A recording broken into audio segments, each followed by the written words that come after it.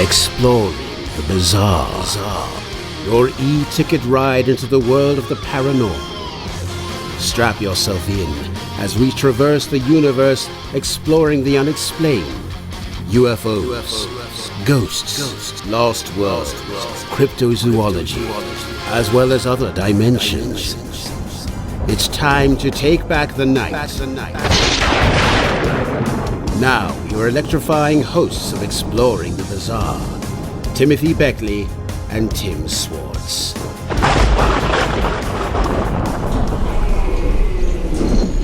Wow, you know, the lights just went out in the whole mansion here, and it's really spooky.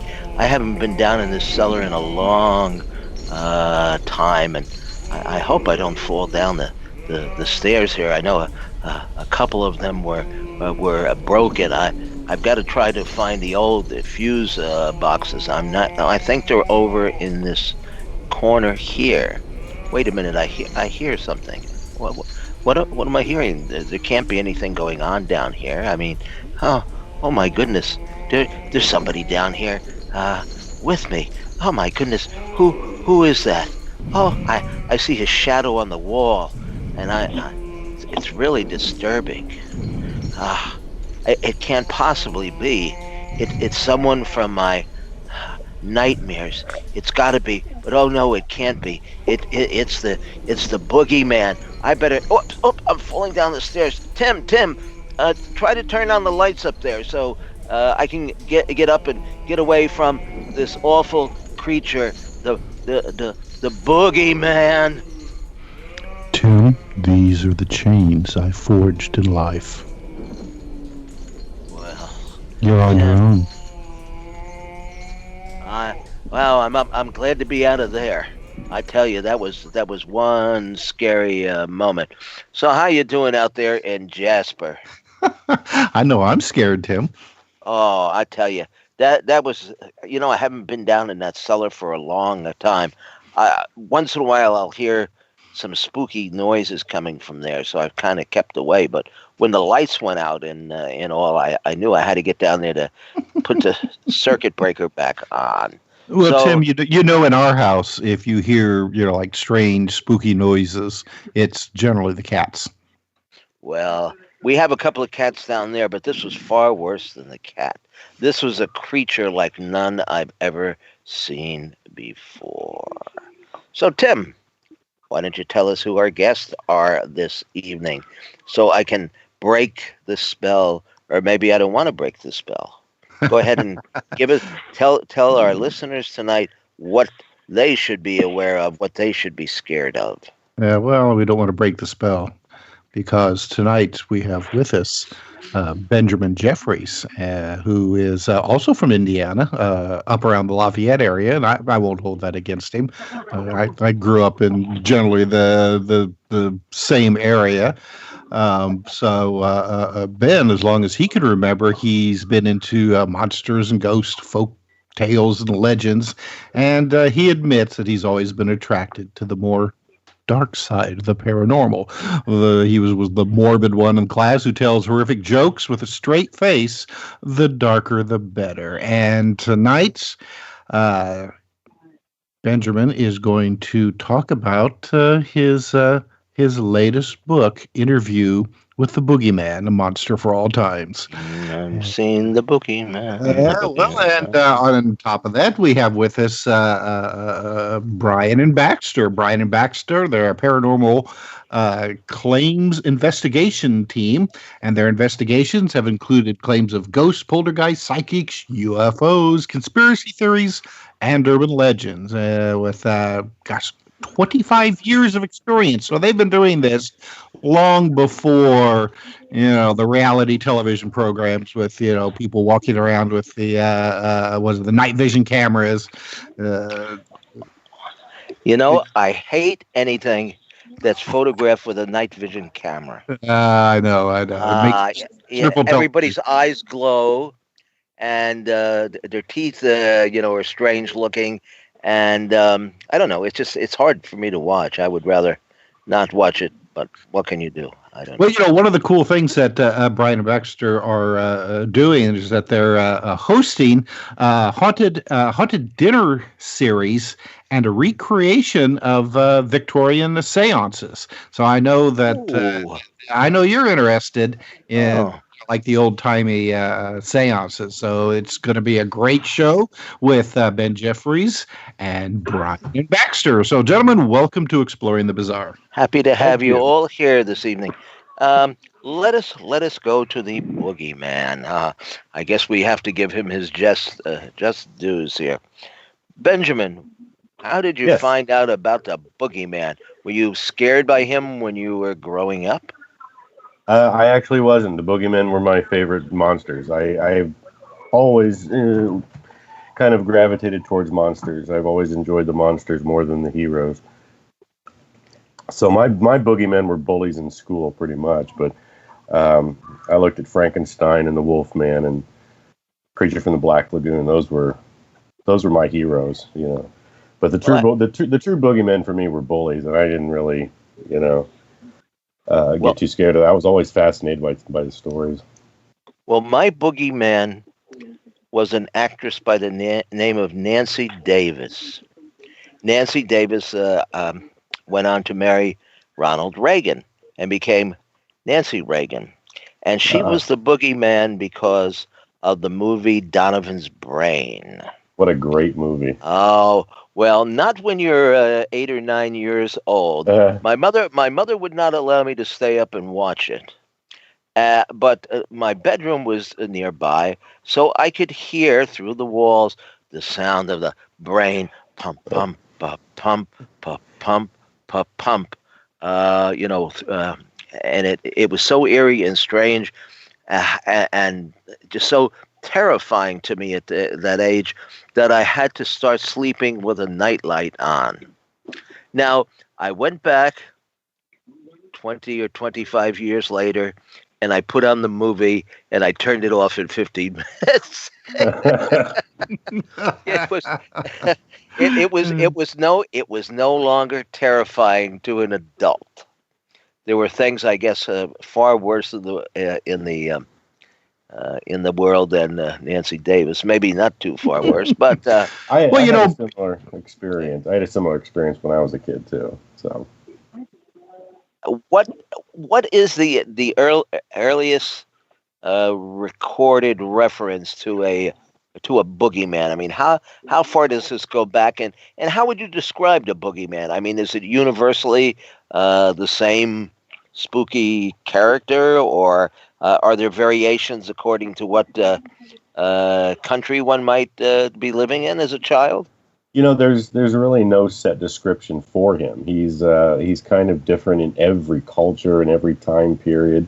The only thing that really kind of ties every single form of the boogeyman together is his innate talent for creating fear, and he becomes basically, I think he's sort of a scapegoat for every fear that's lurking in the dark. It's always a boogeyman there, and whether you go to Europe or Japan or the Netherlands, Russia, Asia, America, there's always a different boogeyman for every culture.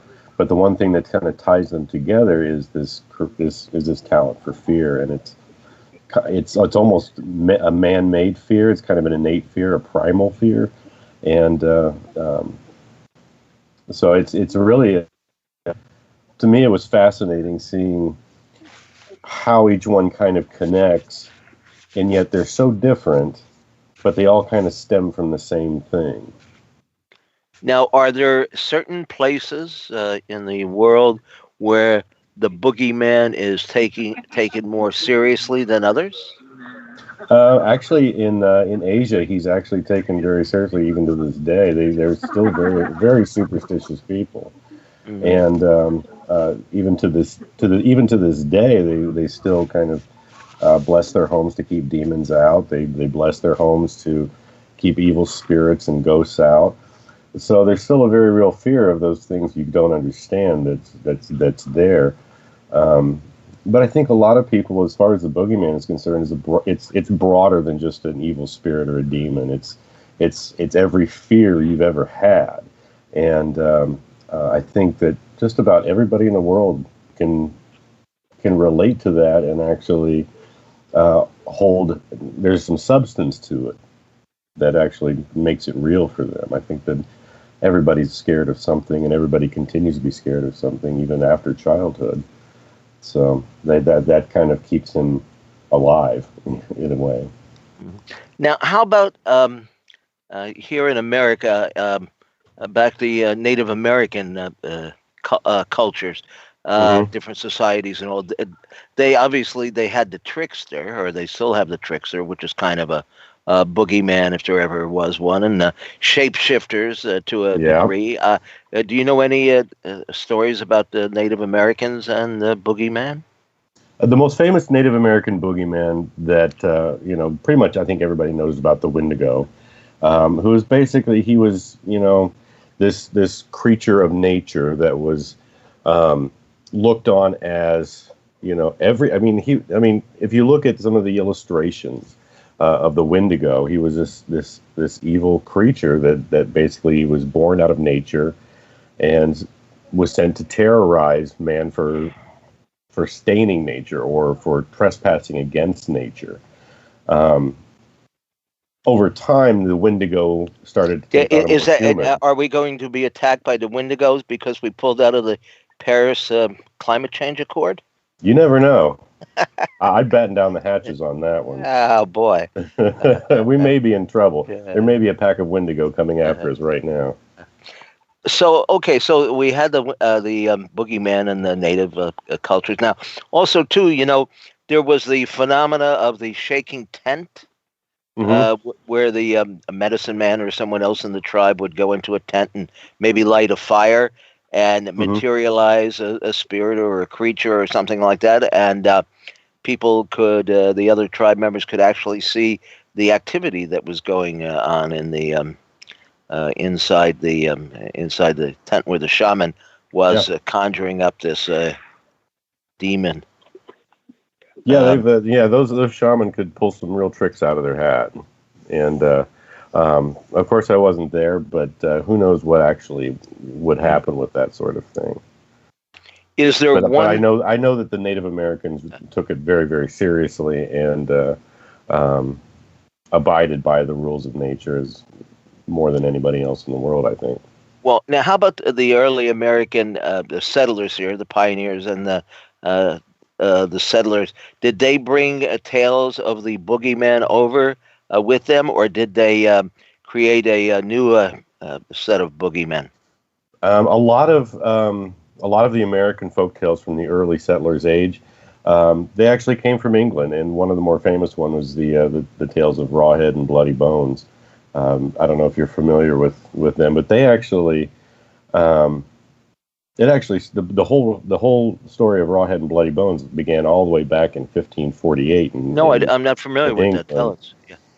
It was actually there's sort of a deviation. There's one story about Rawhead and Bloody Bones that originated in medieval England, and then there's another that was kind of almost changed due to the location here in America. Rawhead and Bloody Bones in America actually kind of became more of a scary monster underneath the stairs that would actually grab you, as you came down the stairs, that type of thing. He was known to hide in closets and hide under the stairs and snatch children. And basically he was the equivalent of a troll that would basically use the bones of his victims to sit upon. So, and his head was known as being kind of raw and bloody, and he was a pretty scary guy. And go ahead, Tim. Well, I was just going to ask, what about the name Boogeyman? Any idea where that originated from, and like maybe some of the earliest versions of that you may have run across? I mean, I realize it's kind of almost a pop culture name at this point, but it's been around for a long time. Yeah, again, the Boogeyman actually came, the name the Boogeyman came from England again. It was called a boggart at the time, and that's the name that actually stuck and was kind of watered down into Boogeyman. So the kind of the slang name for what this monster was the boggart, and it became over time known as Boogeyman or Boogie or Bogey. Well, yeah, I mean, I don't know if you're familiar. I mean, you're from Indiana and, this part of the country, but, like a lot of times cryptid creatures throughout the years have been referred to as boogers. Yeah. Yeah, I never used that term before because, I grew up in an age where that took on a whole other definition, but... Oh, you look at some of these, old newspaper reports, especially, like from the late 19th, early 20th century, when people are seeing, like maybe a Bigfoot type of creature or something like that. A lot of times they're referred to them as boogers. Yeah, and I always thought it was hilarious when my grandmother would refer to him as the Booger Man. So he would say, "Oh, are you afraid of the Booger Man?" I'm like, "Not anymore." Call him that, I won't be afraid of anything. No, it's almost like, gosh, what was the movie that just came out not too long ago? Oh gosh, I can't even think of it now.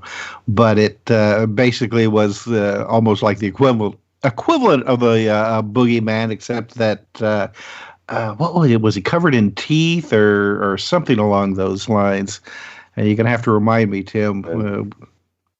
Sounds terrifying. Yeah, well, he would like. I guess the situation, in the book and the movie was that if you said his name or thought about him or I don't, even just looked in his general direction. Oh, we're not talking about the Bye Man. Yes. Thank you. Yeah, because we had the author of that on the program. That's right.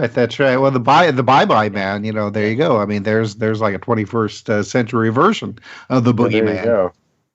Well, I guess the Boogeyman has been recreated, even if not by name, in hundreds, if not thousands, of horror movies over the last how many years would that be? Over 100 years since the beginning of cinematography, going back to I guess one of my favorites or classics would be Nosferatu. Oh yeah, and even before that, it was Thomas Edison's Frankenstein when he did the kinetoscope of the very first motion picture. Mm-hmm. Well, but there's something that even though we're frightened of the Boogeyman, we have to have him in our lives one way or another. He sets us straight. He in the book, I actually kind of point at him and say, he's the one that teaches us how to be an adult. He's the one that teaches us how to overcome our fears and be able to get past just about anything in life. I mean, if you can survive the Boogeyman when you're a kid, you can do anything. I see that there is even a professional wrestler who has taken on the persona of the Boogeyman. Now, good makeup job. I've actually never seen him wrestle, but makeup looks scary enough. I guess the ultimate fight would be between the Boogeyman and the Undertaker or something, right? That one. I would pay money to see that. Yeah. With the walled-in match or something like that. Just like at a Edgar Allan Poe. Has there ever been a serial killer or a killer who's taken on the persona of the Boogeyman or claimed to be the Boogeyman or used that motif? I'm certain there have been. I think a lot of serial killers, and I wrote about serial killers in my previous book, Vile, and I think a lot of serial killers take on that persona without actually calling themselves that. They revel in the fact that they're causing fear and they're in control of someone's fear. And I think that whether they call themselves that or not, that's how they feel, and that's what they like. It's that power and control thing. So I don't know if any serial killers have actually called themselves that. I haven't looked into it. Yeah, because I know we have the Zodiac Killer, of course. So Yeah, the Boston Strangler. Boston Strangler. All those wonderful fellows. Well, I guess the closest I would think, although the name wasn't used, would be Ed Gein. Ed Gein. Yeah, who made lampshades out of human flesh and stuff like that. He was the boogeyman for a long time to a lot of kids, especially in the Midwest. Well, I could certainly understand why. Now, I noticed there's an illustration in your book of the Pied Piper. Yeah. Would you consider the Pied Piper a boogeyman? I actually did. He was one of the first ones that I wrote about when the pitch was greenlit by Schiffer. He was one of the first ones I looked at, simply because it was kind of a turnaround. It wasn't preying on the fears of the children; it was preying on the fears of the adults, and it was kind of a nice turnabout where, he was, being a boogeyman to all of these children's parents, and he took them away without them being able to do a thing about it. So he did. To me, I saw a definite connection between him and the more boogyish aspects of Tenebris the Boogeyman. And then I guess one of my favorite would be Spring-Heeled Jack. Straight out of the UK, yeah. Right.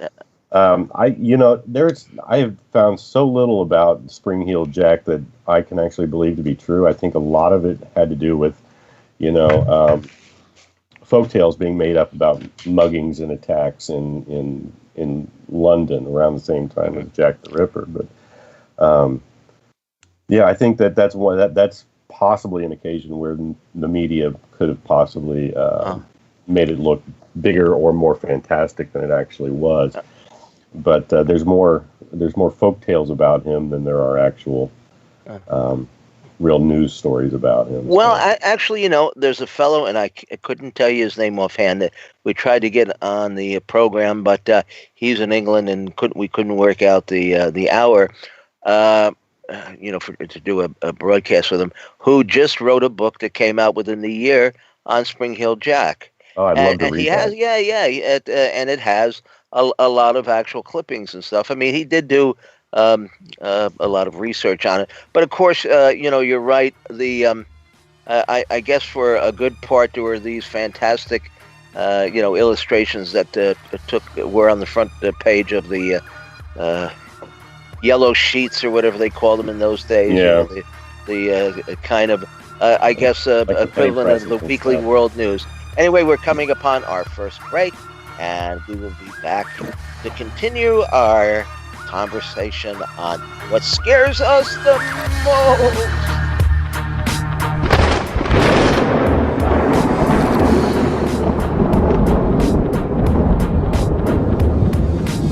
Now back to exploring the bizarre with two of the most electrifying researchers in the paranormal, your hosts, Timothy Beckley and Tim Swartz.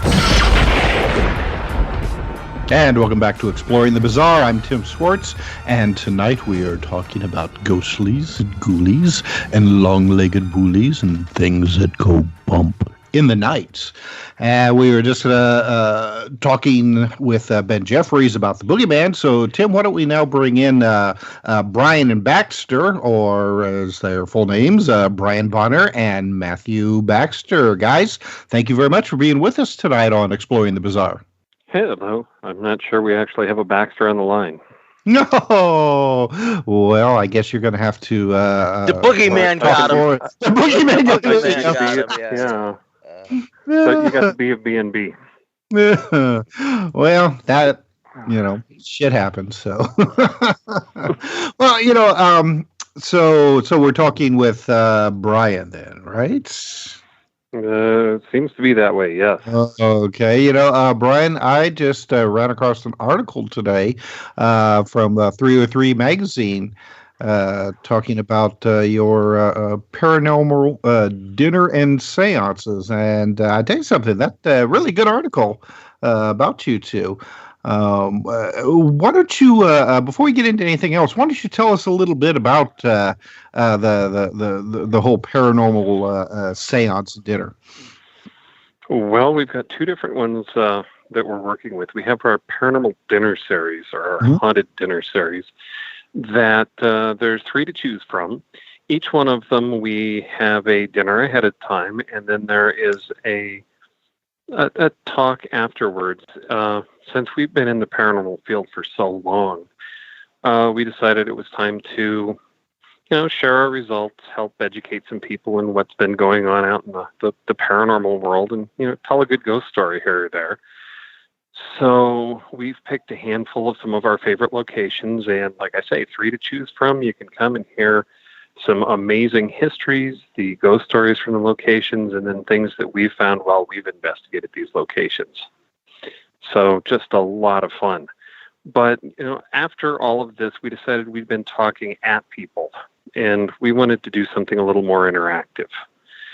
So we've kind of stepped out of the paranormal research and gone into, I hate to say it, more of a dinner theater where we're doing a recreation of a classic Victorian seance. However, we've brought a lot of the new modern, quote, ghost hunting tools into the mix too. So it feels a lot creepier because this is things that people are seeing and thinking they're finding ghosts on television with. So it's a lot creepier and really interactive.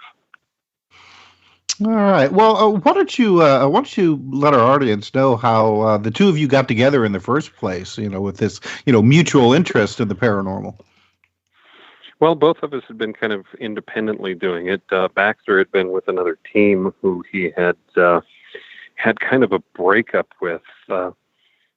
Basically, the whole gist for him was this team just loved him because he was the science guy. Mm-hmm. And they wanted somebody sciencey because there was somebody else in town that they're kind of their main competition. I don't know why there should be competition in the field, but there is. And what town are we talking about? I mean, what area exactly? This is Denver, Colorado. Oh, okay. All right, fine.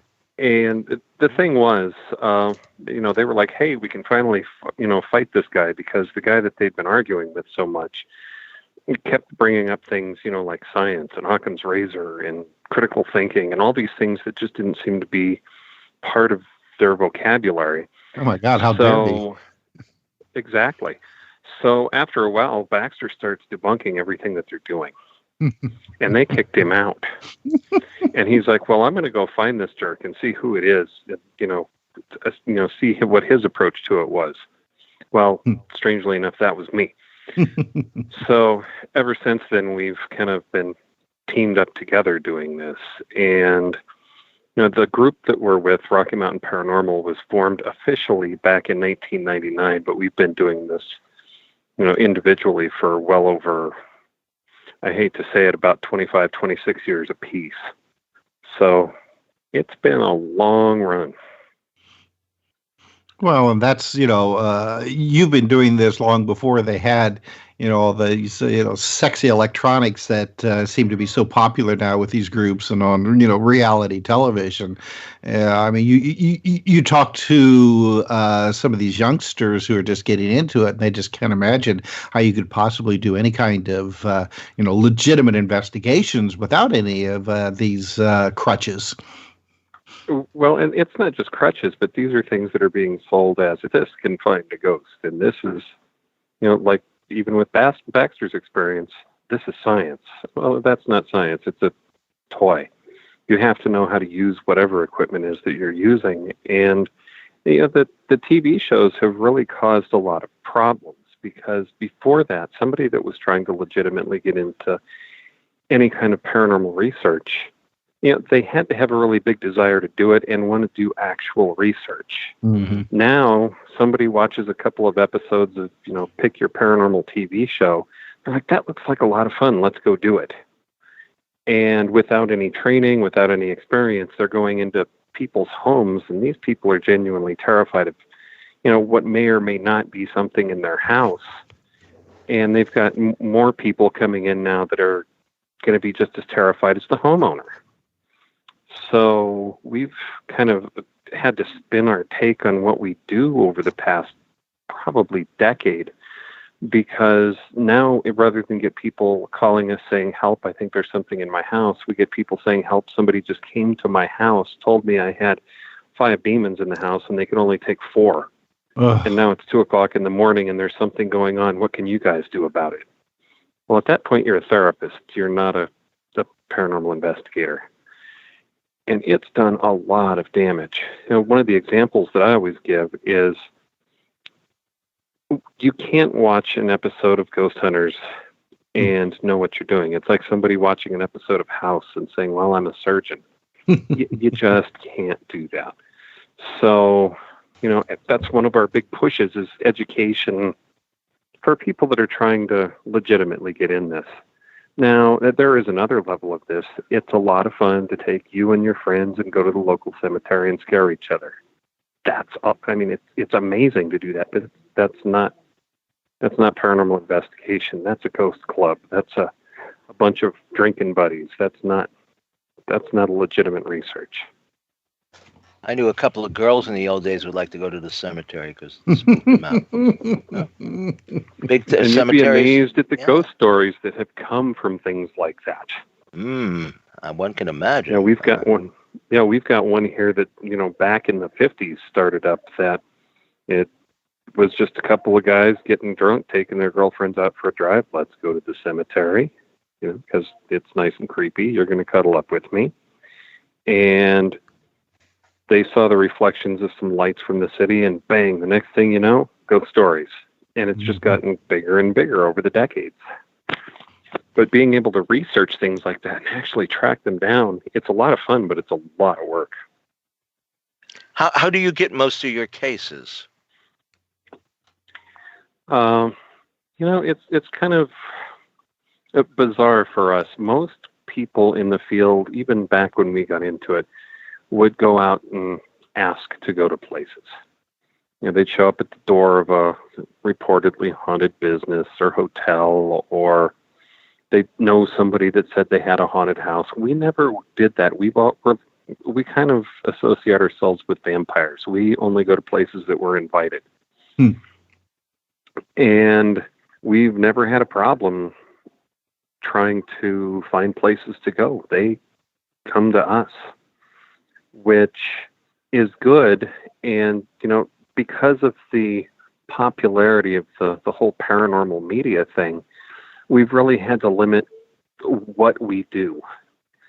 Private investigations have become kind of a thorn in our side, honestly, just because people are they either want you to come to their home and they want to be on television, so they're going to just make bizarre claims to get you there. Or what we're running into more than anything is people that are misinterpreting things, and because of psychological problems, that interpreting things even more so into the paranormal. And it's just a really strange mix of things that make people perceive this. Are you familiar with there in Colorado this haunted? Haunted. I use that in quotes. This haunted dwelling. I think it's owned by Steve Leeds or Lees. It's in the Black Forest. The Black Forest. Yeah. We've investigated that at a distance, and it's got some really intriguing stuff there. Well, I hear that at a distance is really the best way, because the rumor that I've heard is he's not very friendly with anybody that attempts to venture onto his property these days. But I'll kind of give you a reason for this. My background is in photography, anything video, anything still. And, initially, I think it was back in the 70s or 80s, that location was featured on, I believe it was Sightings. Yes, it was, yes. Mm-hmm. And, I mean, back then it was just so amazing. I'm looking at this, and I'm like, wow, that's so cool. You can see all these things happening. But as the decades moved forward, my education got a little more than I had then, and my understanding of older technology and what they were using, a lot of that stuff was pretty straightforward as to what was causing the effects that you were seeing. But then there's so much of a nobody's allowed onto the property anymore to follow up to find out what's going on that, some of it we just have to leave it. I don't know because I can't go look. Well, we've had a pretty good relationship with him over the years. Spent hours talking on the telephone, and of course he's got these photographs. A lot of them were like streets, and they could be, light bouncing off of mirrors and stuff. But he's got some pretty intriguing images, like faces and in the mirror and all. And other people have witnessed this. It's not like the phenomena is something that only he's been involved in.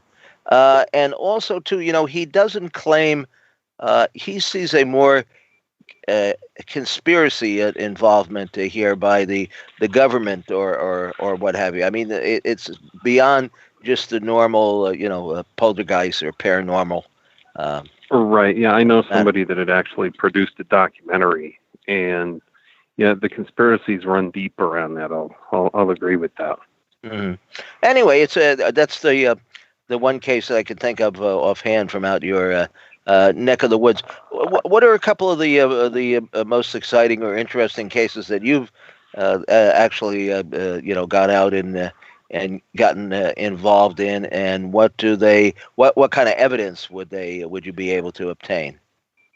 Well, I'll give you the big one because everybody's so familiar with it, even though there's a few other ones. Stanley Hotel. Mm. You probably know that name. Oh, yeah.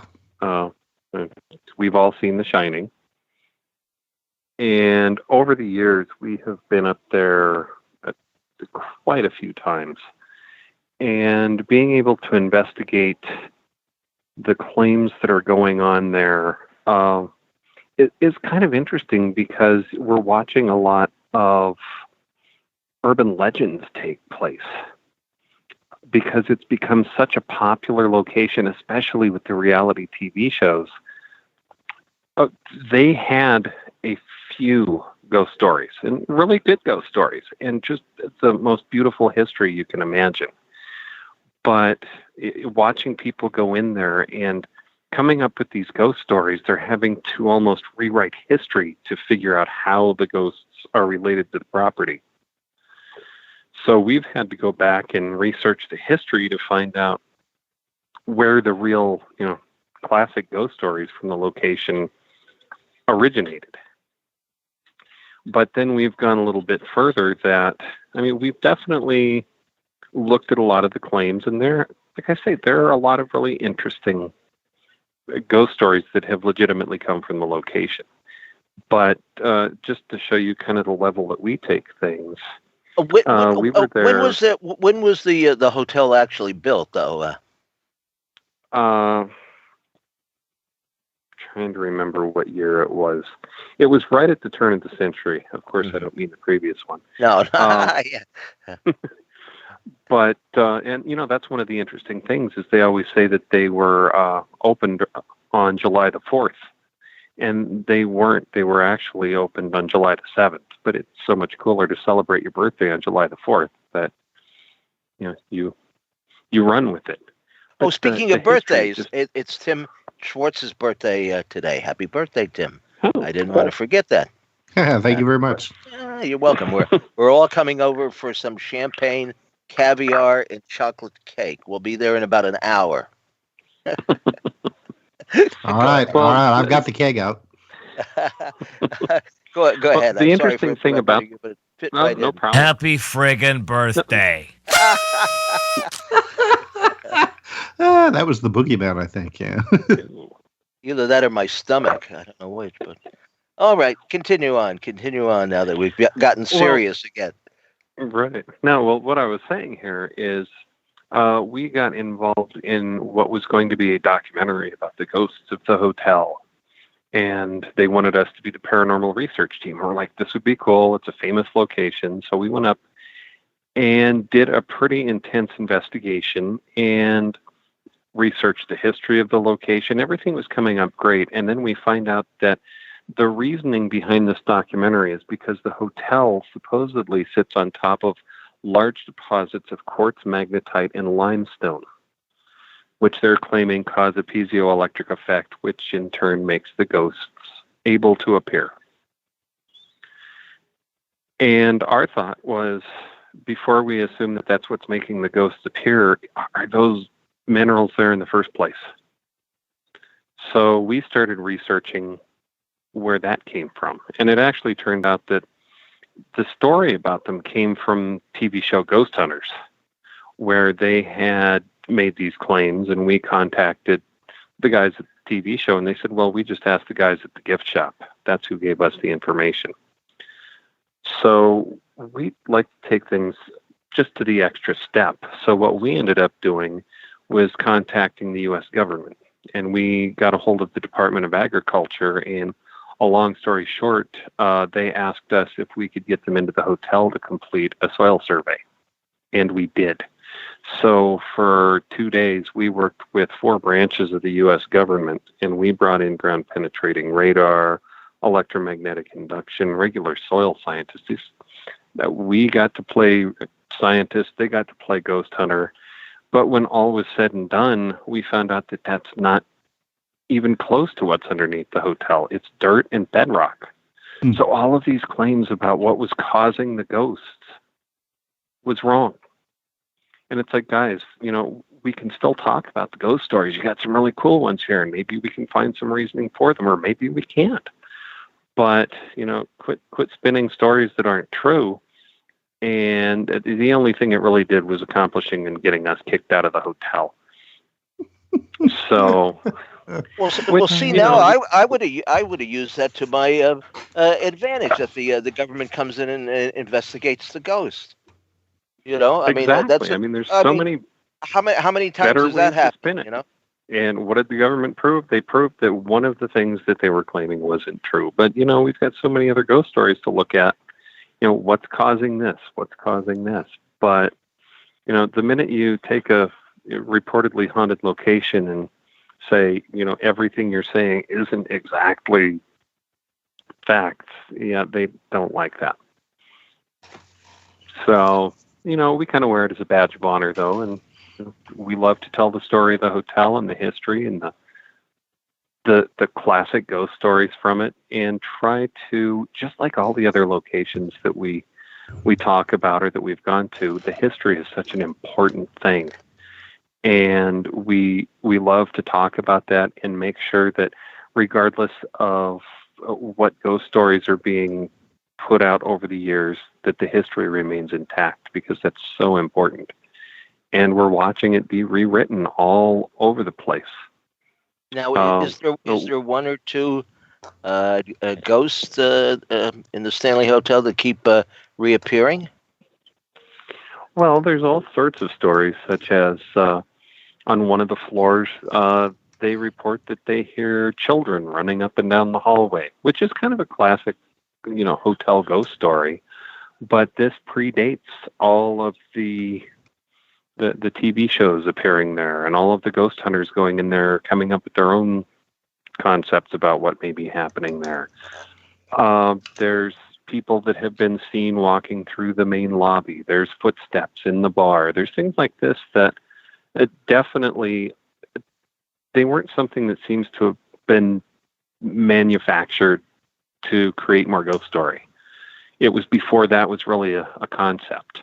And something we've discovered is, before the advent of paranormal reality, everything, places like that really didn't want to be haunted. Mm-mm. So if you can trace the ghost stories back to when they really didn't want to be haunted, you get some really, really cool ghost stories, where now when you go into a haunted hotel, they have a ledger up front of, here's all the ghost stories from this week. Oh, yes. In fact, are you familiar with the Glenwood Springs Ghost in the Hotel there? I think it's the Hotel Colorado. The Hotel Colorado. Yeah, Yep. yeah. I've stayed in the room where supposedly this, I think, a young girl has been seen several times. And all that happened to me is I got increasingly drunk during the evening, hoping that she would materialize, and never did. I've Great. had that happen myself. Ah, boy, I tell you. But yeah, And that place has an interesting history. I think there's a couple of ghosts wandering around there, supposedly. well, and that's the thing you've really got to look at. I mean, there some traditional classic ghost stories there that are tied into the history of the location. Probably, and those are really cool. But it's hard to get through all of the.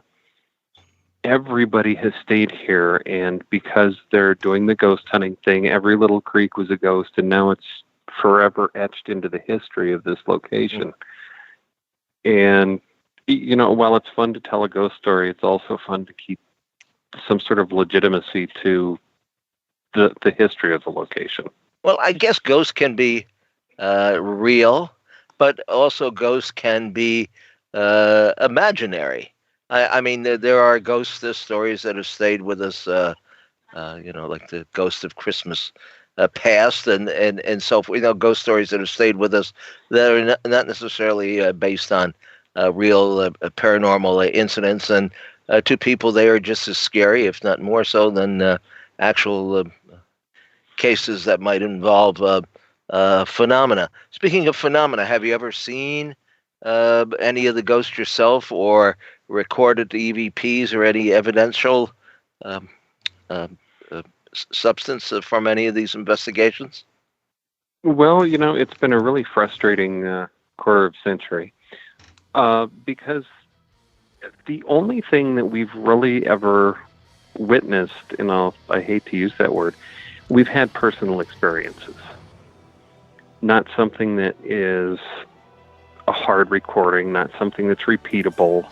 And over the years we've discovered that us as humans are terrible recording devices. Here comes our ghost. Here comes our Ghostbuster with the with our next break here. But we'll be back in just under 5 minutes to continue our very scary and frightful evening of exploring the bizarre.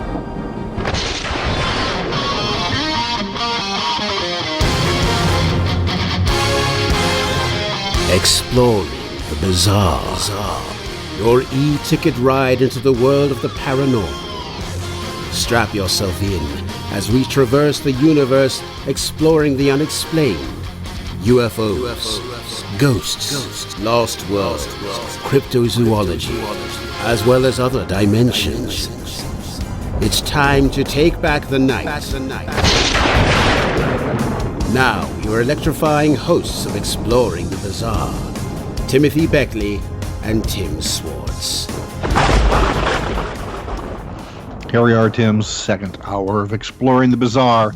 And I have a question for Benjamin about the Boogeyman, and I'll start out first commenting about the universality of a lot of these stories, but especially the idea of the Boogeyman living or coming out of your closet or underneath your bed.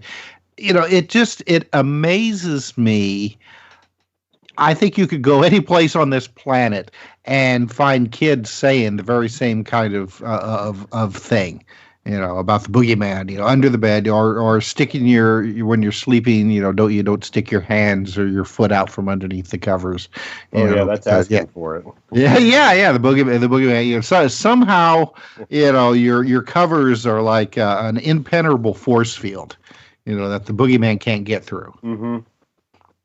Yeah, one of the things I kind of came across was that whole idea of hiding under the covers, and you're safe under the magic covers. And I actually had thought, when babies are born, especially back in the day, maybe not so much here in this day and age, but back in the day, babies' first blankets were made with love by their moms or their grandparents, and there was a special kind of, you felt there was a special kind of magic, like nothing could touch you under that blanket.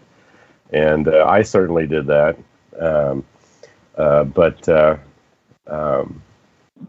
I made a point of putting that in the book, in that The Boogeyman's greatest pet peeve is whoever invented the blanket forts. For the very same reason, because you could, if you a good inventive kid could put up a 2-room blanket fort with enough grape soda and Twinkies and the transistor radios to keep the Boogeyman out all night, all week, all month. You know. Oh yeah.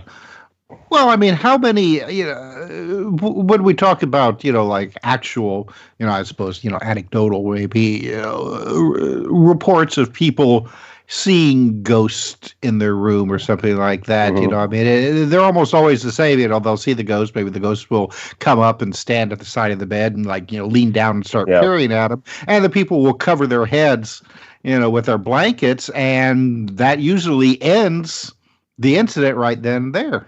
Yeah, I mean, a similar thing happened to me when I was a kid.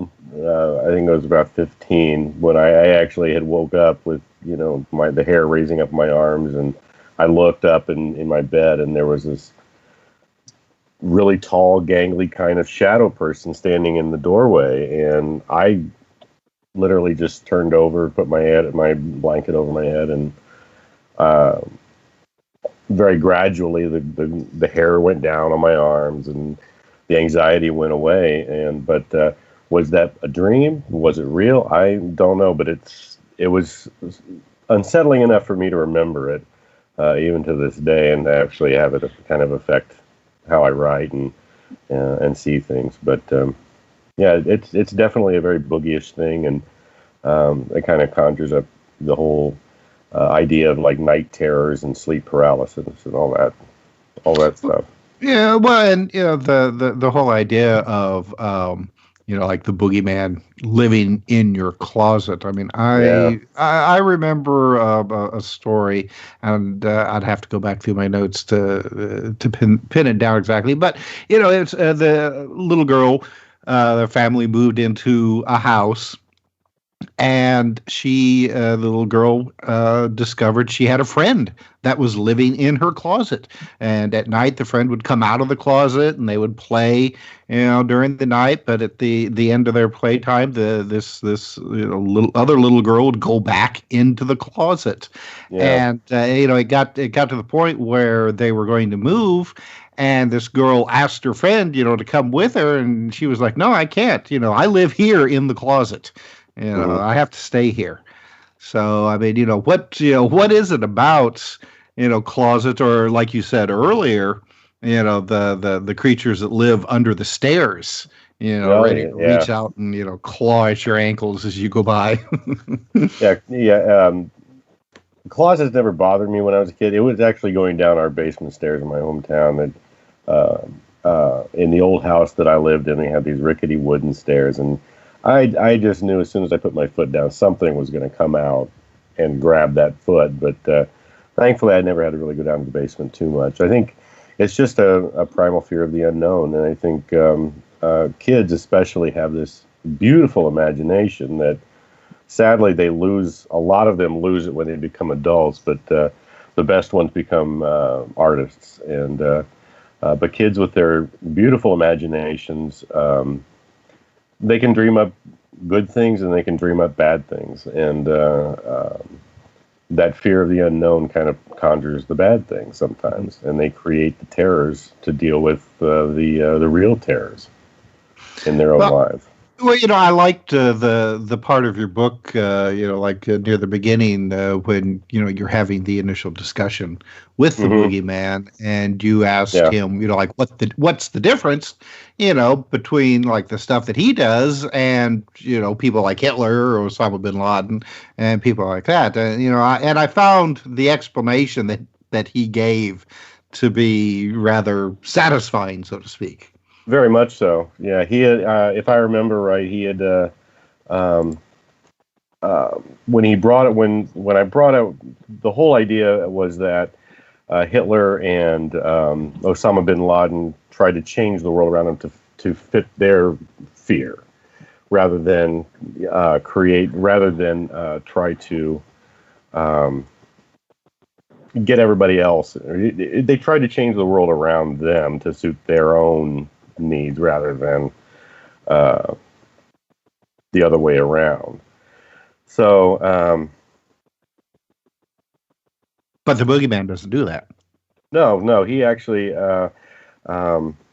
uses his gift for fear to empower and strengthen. And it comes off as being kind of very terrifying, but I think the end result is that kids end up, in a kind of a scaled down way, being able to overcome that fear so that they can continue to overcome fears well into adulthood. Now, can you make friends with the boogeyman and have him, kind of like do your bidding? No, he is very much his own person. He will take your fears into consideration and actually use them against you if it's possible. So there's no real friendly banter going on. Well, there was with me, but he was a lot funnier than you would think. But and he would say that sometimes a smiling boogeyman or a laughing boogeyman is scarier than a screaming one. Oh, yeah. He has no alliances really, and there's no way to really bargain with him. Because he will take your fears and he'll use them against you. Which that's an interesting point because there are a lot of paranormal investigators. Paul Enos is one that comes to my mind right now. Who they feel that there some types of entity-based paranormal activity could actually be some kind of I think as he put it, like parasite types of creatures that actually do work to induce fear and terror because somehow they feed off of that energy. Yeah, it's definitely, especially like in the poltergeist type situations. There's definitely an aspect of the boogeyman and his tactics in with that too. But again, it's kind of science you can't really prove too easily. So. But the whole idea of like a poltergeist activity and the creation of like the shadow figures, etc. Poltergeists definitely are.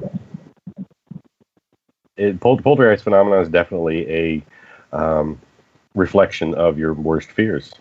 So yeah, it is very true. I remember reading, I think it was in the 14 Times, on a couple of occasions, entire villages have been overrun with the boogeyman, where people are having experiences with him in their dreams, or having them appear in their rooms at at night. And some people are so afraid that they stay awake for 2 or 3 days. It almost takes on a real persona, and maybe it is to some degree. I mean, these are kind of like urban legends, but they're so rooted in the belief system in some places around the world that to some people they really are reality. It's part of their reality. Yeah, Tenebris, the boogeyman, that's his cup of tea right there, where he can actually take out an entire village all at once. But really it starts with one whisper of a bad experience or a bad dream or a bad encounter for it to spread like a disease or a plague. And not speaking for him, but I can pretty much guarantee that that's something that he definitely would pounce on and take full advantage of. If he can claim an entire village, he'd be very, very proud.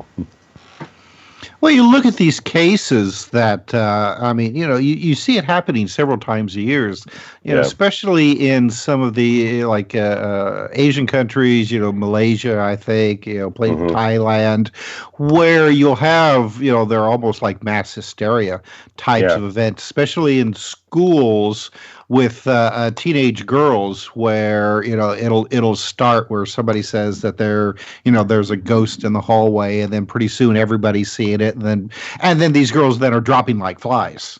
Yeah. And it just it spreads, like you said, like it's like a plague, but rather than being a physical plague, it's a mental plague or an emotional or spiritual plague. Yeah, it can just take over everything, especially since folklore is so much a part of their belief system already, as far as religion is concerned. They are, it is very possible for one story to, you know, infect an entire town, entire city, and really kind of put people into an uproar or into a panic. Well, it there was happens all the time, like you said. Yeah. Yeah, well, there was a similar series of cases right here in the United States in the early, colonial days, out on the East Coast with the Phantom Indians. I don't know if you're familiar with that, Like but the I sharp mean that. elbows and the flying heads. Yeah. Yes. That has all the earmarks of these more modern cases of these, like mass panics almost. Now, what is this about floating heads? Did you say Yeah, floating heads? the flying heads were it's kind of a rare myth from the I believe it was the Iroquois Indians or the Mohawks, where they weren't actually avenging creatures. They were actually creatures that would punish, and shamans would see them, chiefs would see them, warriors would see them. There's been a number of reported sightings of these things in Native American history, where they were actually these flying heads that were just these hideous creatures that just basically heads with wings that would attack at random, and it usually happened as a result of something that they did wrong or that they offended the Great Spirit. Well, so it was kind of an avenging angel, really, if you want to look at it in that respect. I guess so. We've talked about some of the movies that have been based on the Boogeyman, including Boogeyman 1, 2, and 3. But you also have the presence of the Boogeyman in the theater. You have the presence of the Boogeyman in musical acts. In fact, that always seems very popular with the followers of rock and roll. And I'm not just talking about satanic rock and roll, but you got Rob Zombie and, of course, my favorite Alice Cooper. I met him before they came out on stage, and I think they were dressed in white sheets or something. I mean, it took them a while to get the act kind of formulated. And of course, he made it kind of big on the rumor that I guess that was Ozzy that bit the head off of the bat or something. Yeah, that was Ozzy. Yeah, I'm Alice sure. Cooper apparently killed a chicken. Apparently, but heck, doesn't everybody? Doesn't everybody? A bat's nothing but a flying chicken anyway. Yeah. Tastes the same. But and then even of course on the on Broadway you've got Phantom of the Opera. Yeah, everybody loves the dark. Everybody loves to embrace that. And I think that's something that some people are afraid to admit that, but they're drawn to it anyway. And others like me and you guys, you just sort of like that's your thing, So, and it makes money. I had a lady friend one time who loved for me to tell her stories from the dark side that would get her very, very excited and aroused. You're a lucky man. Yeah. Well, I always knew how to tell a good ghoulish story. That's for sure. But now, you even get into in your book. You even talk about the cannibalism. Mm-hmm. I mean, are people equate cannibals with to the Boogeyman? I guess there are a couple of I would say real cannibals. I mean, instances of people eating human flesh and stuff like that. Yeah. You have Ed Gein, who you mentioned earlier. Yes. He was one of the most famous cannibals around. You have Jeffrey Dahmer, who was the same. But it even goes back so far, way back before then, when you have like the Greek myths. That was one of the worst things that you could, that you could do, and suddenly these cannibals became everything you fear, and it became part of the Boogeyman culture. And even now, today, you have all these stories of ISIS and all this stuff coming out where they're feeding human flesh to, captured prisoners. Ooh. So it's kind of, still going on, but it's taken on a much more brutal tone. And and even one of the more famous stories of cannibals was Alfred Packer, who was big in the Old West, who was sorry, I lost my train of thought there. He was supposedly accused of murder and cannibalism, and he became, for a long, long time, the most reviled, notorious cannibal of the Old West. But he's since taken on kind of a cartoonish aspect in that Trey Parker made a musical out of his life. So I think he's made it. Now you even bring UFOs into the equation. Of course, we've got the Men in Black. Now, Yeah. where would I be today if it weren't for the Men in Black? Because I don't know if you're familiar with this or not, but I've taken what is supposedly the only authentic photograph of a MIB standing in the doorway in Jersey City, watching people going in and out of the apartment that was owned by John J. Robinson, who was an expert or had written, I guess, pretty extensively about the Shaver mystery. And of course, the Shaver mystery, if you're familiar with that, Richard Shaver came up with this whole talk about the Boogeyman. I mean, the Dero, who live underground, and there have been many cases, I guess, of spelunkers and people that have been trapped in caverns who have actually had to fight for their lives with some of these creatures that live inside the earth. Yeah. That's still that became the basis of that movie, The Descent, which was one of my favorite horror movies the last couple of years. So yeah, that's still a very real fear too. That's just being trapped someplace where you can't get out and stuck there with something that won't let you get out. Now, what's you talk about here? I'm just looking this over. The UFO incident in Richardville Swamp. That was there was a this was a legend that my father told me when I was a child. And the Boogeyman backed it up. There was a swamp outside of my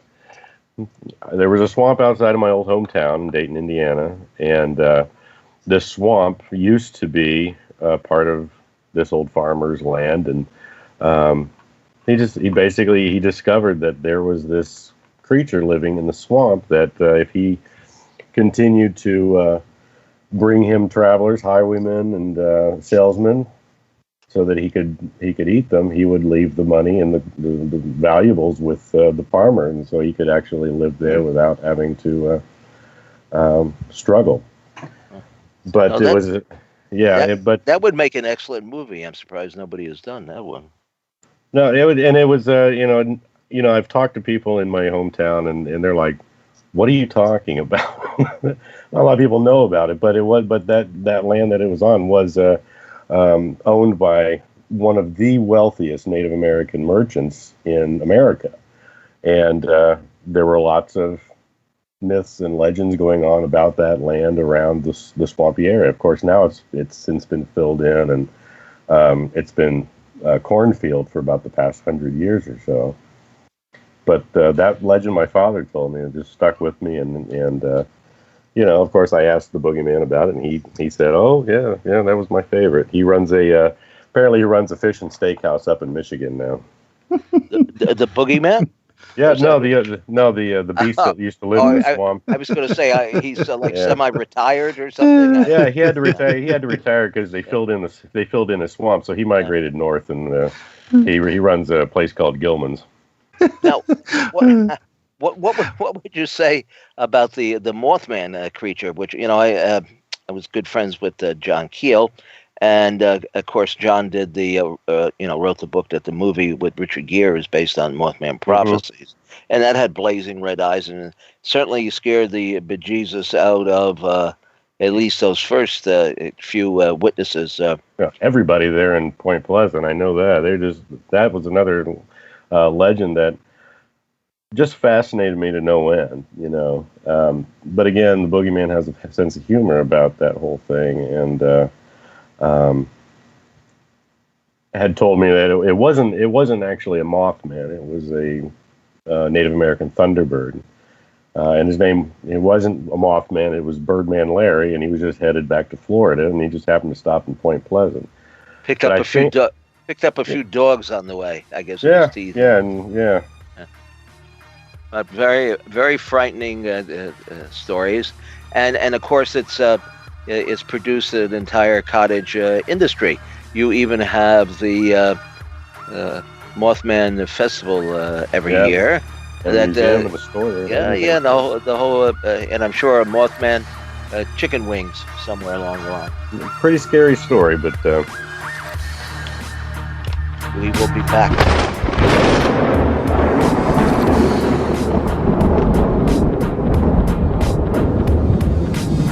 Now back to exploring the bizarre with two of the most electrifying researchers in the paranormal. Your hosts, Timothy Beckley and Tim Swartz. Final segments of the show, Tim. And less than 30 minutes to go, so we need to get right into this. Brian, you said during the break that you had an interesting story for us, so go for it. Well, it's kind of a follow-up about with the whole cultural stories that take off.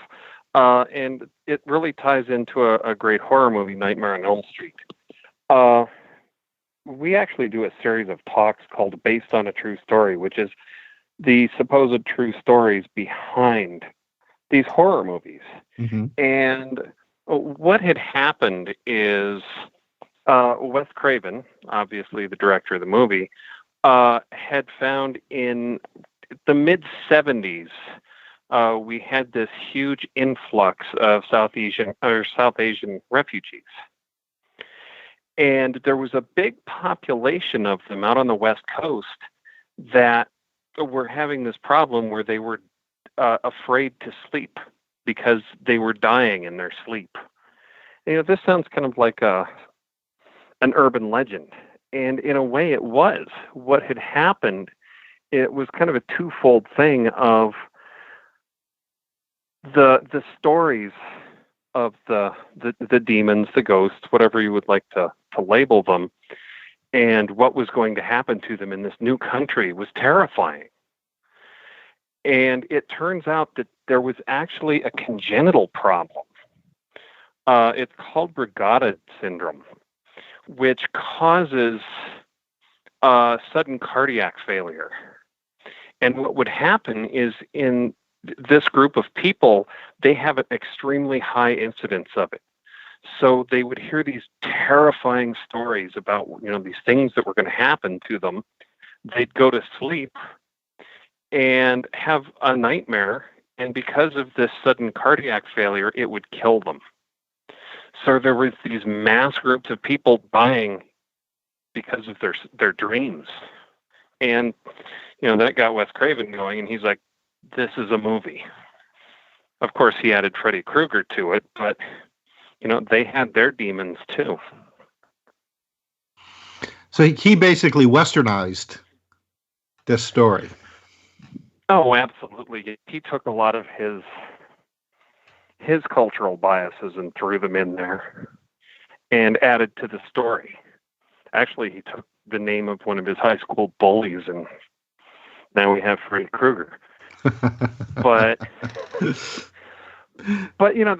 interesting watching how there's so many of these, supposedly based on a true story movies that have, I'll say, a tidbit of some sort of a reality behind them. Well, I know that there's the whole series of movies that's coming out, and I can't remember the title again, but supposedly based on the original movie, supposedly based on investigations done by the Warrens dealing with like the demonic doll and all that, and now it's like these movies are just spiraled out of control. Oh, they have. And one thing you've got to watch out, and it goes back to this, is anytime you hear based on a true story, inspired by true events, maybe they're in the background somewhere, but just to give you an idea of that, we had one of our investigations, and this was one probably 15 years ago, that a production company read an article that we'd written about it and actually optioned it for a movie. And it wasn't, it was an interesting case. Some bizarre things happened, nothing completely out of control. But one of the things that we really insisted on when we did this was we got to, watch the drafts as they were coming through, maybe get a little approval on them. And the dumbest thing we possibly could have done is we said, regardless of what they do with the story, we want to make sure our names stayed the same. Because, it's cool to see your name on the big screen. Right. So we thought, well, by the time the first draft, and this is the first draft, made it out, it's gone from, just a mild paranormal investigation. It's now called the Demon Code. And it's like, I don't remember. I do like that title. Demons that night. It was a cool name, but it just, I don't know, it felt kind of bizarre to say, oh, yeah, the Demon Code. I have no idea what the demon was.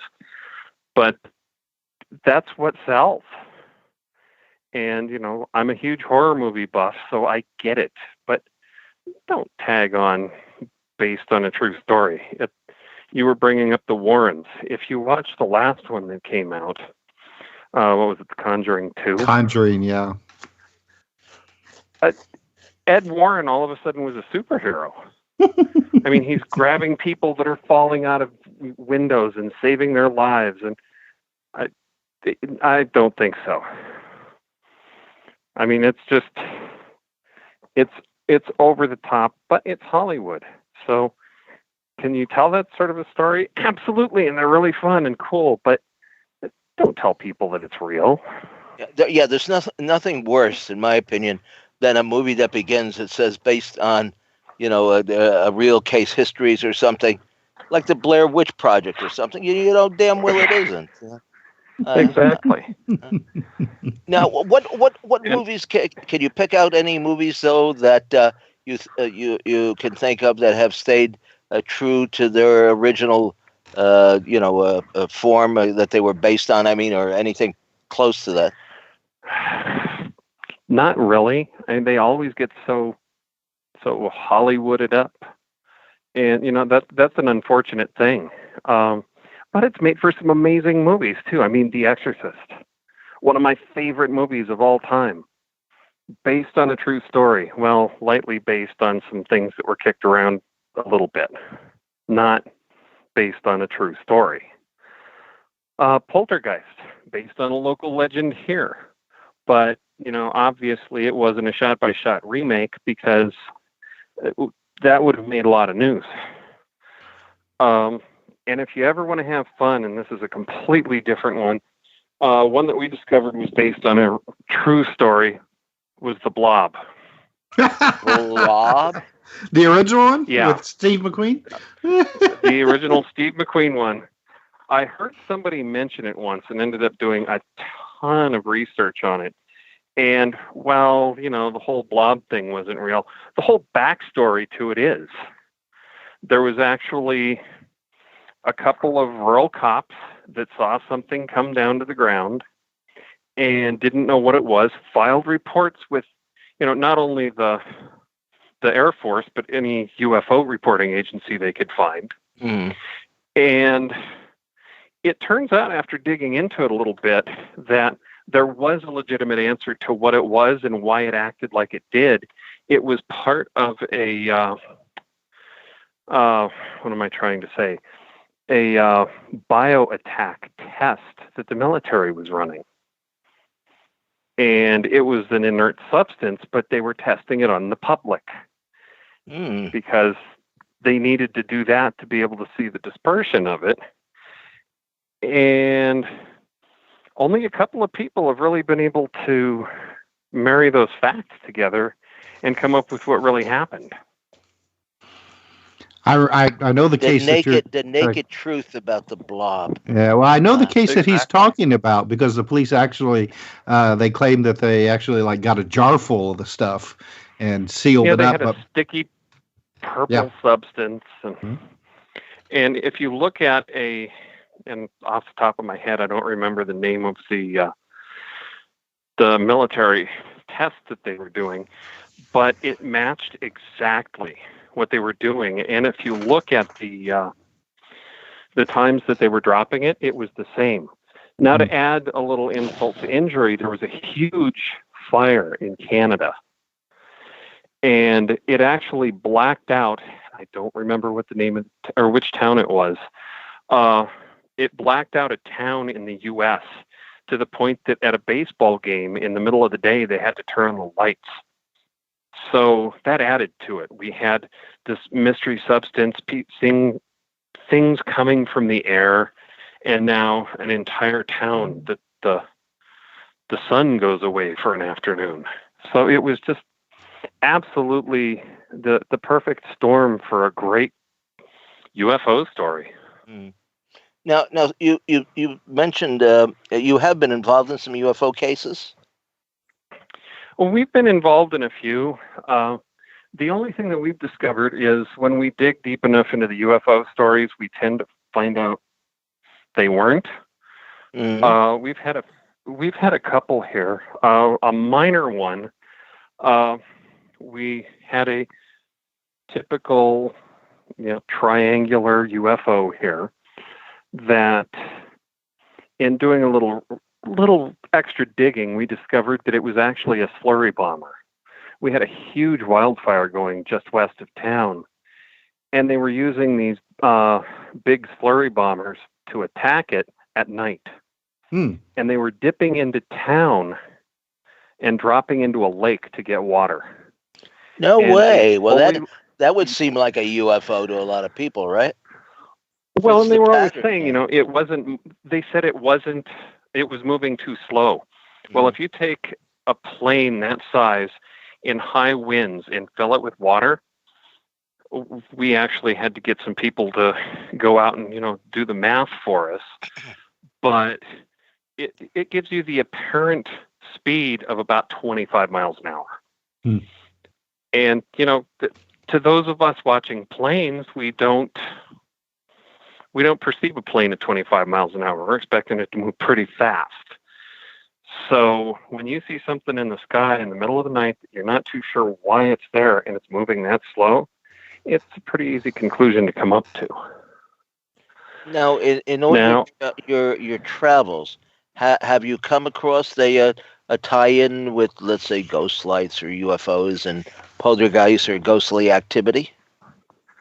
Well, and one thing that we've discovered over the years is there seems to be a cultural bias as to what people perceive that they're having have happened to them. If you look at a lot of ghost stories, if you say it wasn't a ghost, it was an alien, the story still fits. Or it wasn't a ghost, it was a Bigfoot outside. The stories really start to match up that, it really depends on what you're expecting to experience that you can experience.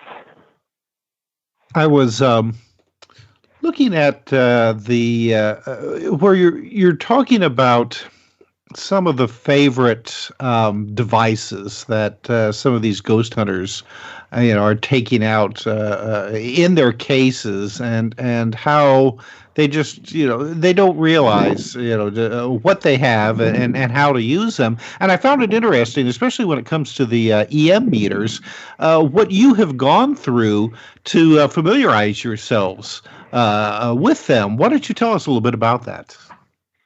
Well, that kind of goes with every piece of equipment. Well, most people go out and say, I'm going to be a ghost hunter and use this piece of equipment. They really don't have a clue what it is that that piece of equipment does. So what we've done is we take the first step by saying, okay, this piece of equipment was designed to do something not in the paranormal field. So let's go take training in whatever this equipment was designed for. That way, when we're using it out in the field, if we have some sort of a bizarre result, we're much more likely to understand if there's some sort of an error with the equipment or our perception in how the equipment works.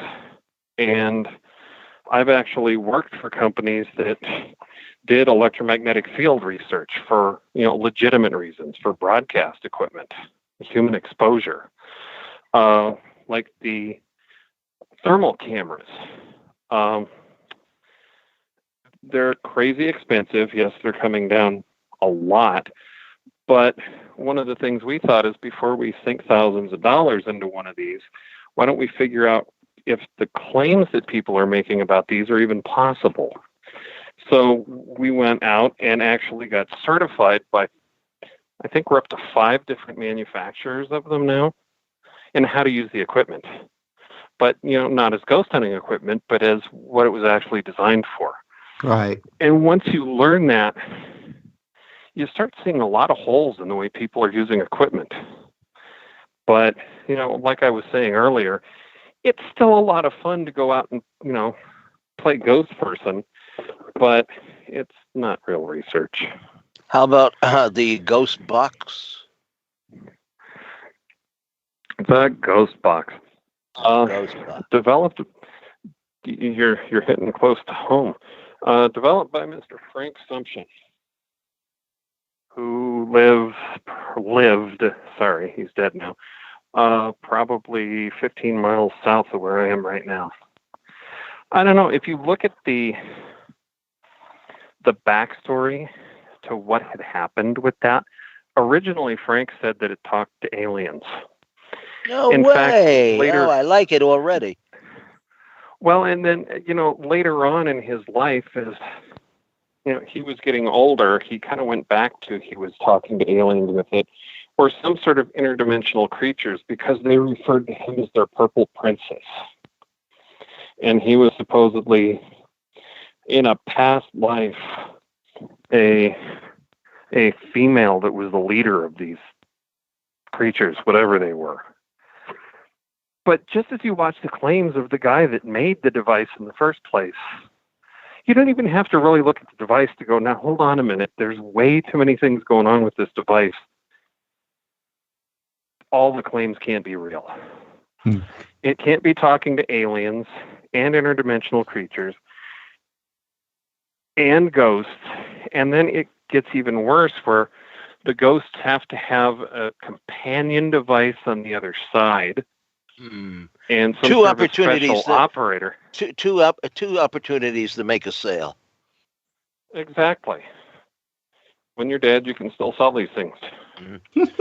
So, and, in looking at, like we have to do, human perception, we have learned that it's way too easy if you're expecting a certain result to perceive it to be there. As an example, during our seance, which we like to bill as our genuine fake seance, just like the originals, we do have a ghost box. It's a different variety, but people will hear whatever we tell them they want to hear. Pick a word. Let's talk about this one word that the box is going to say, and then we're going to listen for it. And without a doubt, 50% of the people hear that word because we're, kind of pre-built to do that. And it gets worse because you take it out into the field as a ghost hunter and you start asking it questions. And I always wondered about the questions myself because the questions are very important, earth-shattering questions like, what color shirt am I wearing? Or, do you like me? If I could legitimately talk with a ghost, I want information. what's going on the other side, this sort of thing, not a school game kind of a thing. But, just with like I say, the human perception, the way that it is, you can never use it as real evidence. Even if it was capable of doing it, there's so many possibilities of other things that may be causing it.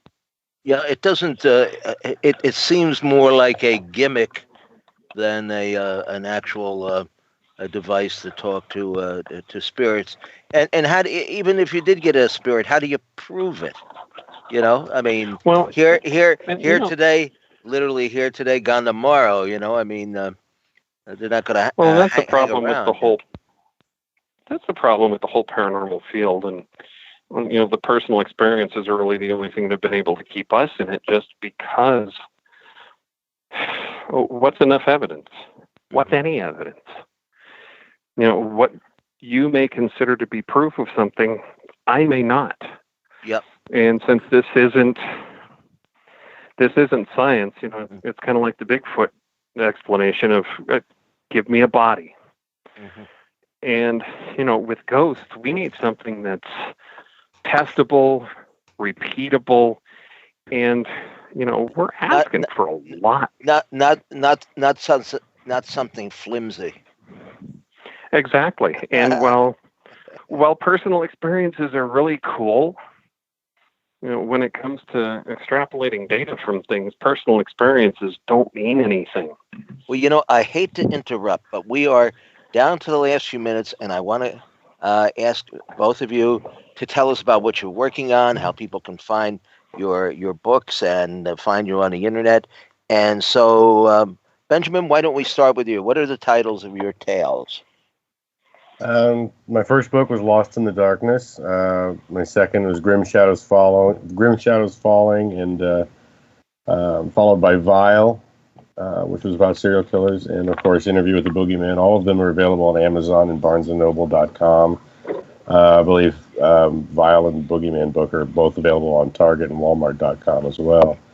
You can find me on Facebook. Just look me up. I'm right there. I found you on Facebook. I find a lot of people on Facebook, but that's a good source of individuals who've not done a lot of radio or TV or there's a lot of people there. But your book is fascinating. It's well written and hugely well designed. And Brian, how about you? Where do we find out about your activities, your work on the internet? You have a YouTube channel, or? We are all over the place. There is a YouTube channel if you look for something by the name of Brian and Baxter, Rocky Mountain Paranormal, or Warning Radio. We also have RockyMountainParanormal.com, which is our main investigative website. We have BrianandBaxter.com, which is the upfront crazy personalities that host all of these wonderful events like our dinners and seances. And you can also find either one of us individually or as Brian and Baxter on Facebook. Mm-hmm. And how often do you have your dinners? Generally, we do them once or twice a month. Mm-hmm. But as the are they always in Denver?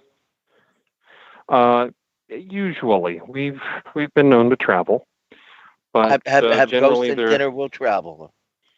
Exactly, and as the Halloween season approaches, we definitely increased what we're doing. Well, I'm not sure that I would take candy from any of you guys, to be honest with you. But it's been a very fearful evening, but I'm afraid, pardon the expression, that we're up to the clock striking midnight back here in the East. So we have to say goodbye to you and to all our listeners, and to remind you that you can listen to the show in archive at kcorradio.com. And of course, our YouTube channel is Mr. UFO's Secret Files. And if you want to know about all our books and our activities, you can contact us. Just send me an email at MrUFO8 at hotmail.com. And here comes our damn boogeyman. Good night, all. Good night, everybody.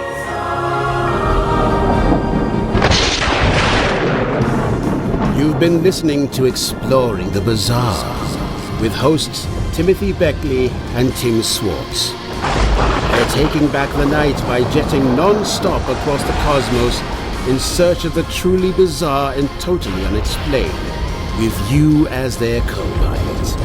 Thursday nights at 7 p.m. Pacific, 10 p.m. Eastern, on the KCOR Digital Radio Network. For more information on Exploring the Bizarre and hosts Timothy Beckley and Tim Swartz, check out their KCOR Digital Radio Network page. Follow their YouTube channel at MRUFO 1100. Exploring the Bizarre.